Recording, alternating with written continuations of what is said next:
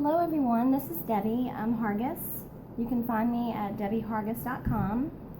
I know a lot of you have been messaging me and asking me what's going on and what I'm getting into, and I just would like to say I will be doing and am starting a ministry. It's a nonprofit, 100% charitable for people that have been through the storm. And when I say been through the storm, it could be anything. They've been through some sort of abuse, some sort of trauma, something that has affected them to the point to where they no longer believe or have hope or think that their life matters. And I don't know, I didn't plan on doing this tonight. Haven't had my hair cut, just got off work all day, been up since 5:30, so I'm a little tired. But someone needed to hear a word tonight, and that's what this ministry is all about. In June, I will be introducing the other half of what I'm doing, and when I started the website, I did not know that she was actually going to commit to this, but she has her own story. Many of you that will be watching these podcasts, webcasts, however you want to word that, will be seeing her, and she's a very, very dear person to me and has been for many, many years.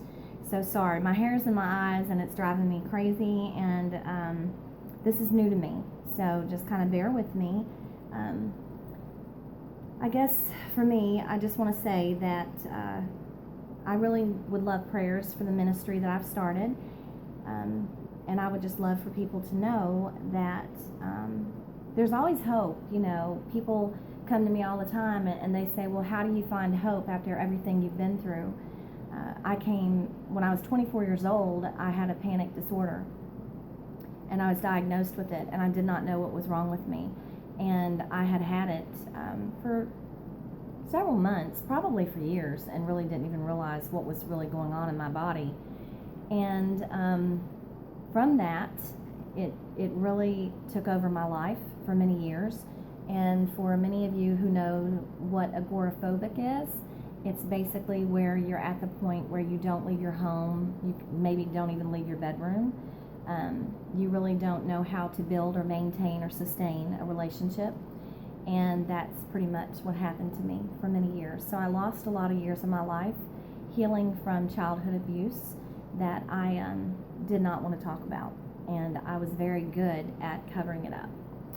So there's someone out here though, and I'm really not sure who it is, but I know that I'm meant to do this tonight, and I'm stepping out in faith because this is not something I had planned on doing tonight.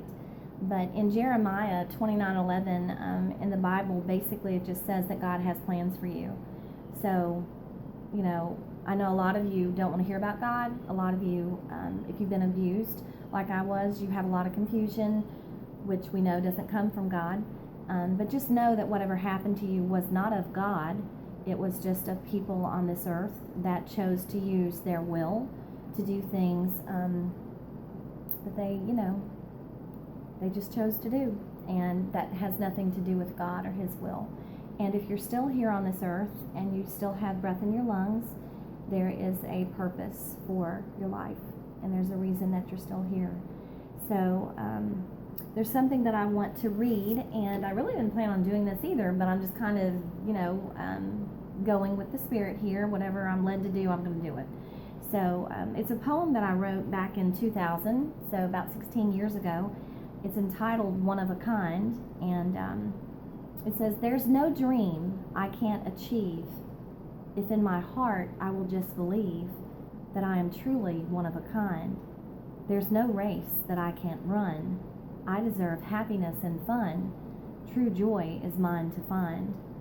The past may shape who I am, but through God I will come to understand, because I am truly His one of a kind." And for me, I guess I've learned not to compare myself to other survivors even that maybe haven't walked, or they have not gone through the same things that I've gone through, or maybe they don't deal with things the way that I do. But I've just learned to accept who I am, and to accept that this is how I have coped with it, based on the amount of abuse, based on the number of abusers, and the things that all the things that were done to me for a number of years. So I just wanted to give a shout out and say hey, and please visit debbiehargis.com, and please keep this ministry in your prayers, and please, email me if you have prayer requests, or if you just want to talk, or if you want to join in on inner child workshops. That's something that's going on in the Nashville area. And for people that aren't in this area, we're just going to kind of go with whatever the Lord says. So it's huge. If you've been through trauma and abuse, the inner child is basically that part of yourself that, for me, went through the abuse when I was little, from being very small until I was almost 12 years old. And it just affected me in many ways. So when you heal those traumas in your mind, and they no longer control your body because you're addressing them, then basically you're on your journey. And to me, it's kind of like opening Pandora's box in a good way. It's kind of realizing who you are, what you've been through, that God can take anything, and as horrible as it is, and He can make something great out of it. So I'm going to go now. I've been on here for a few minutes.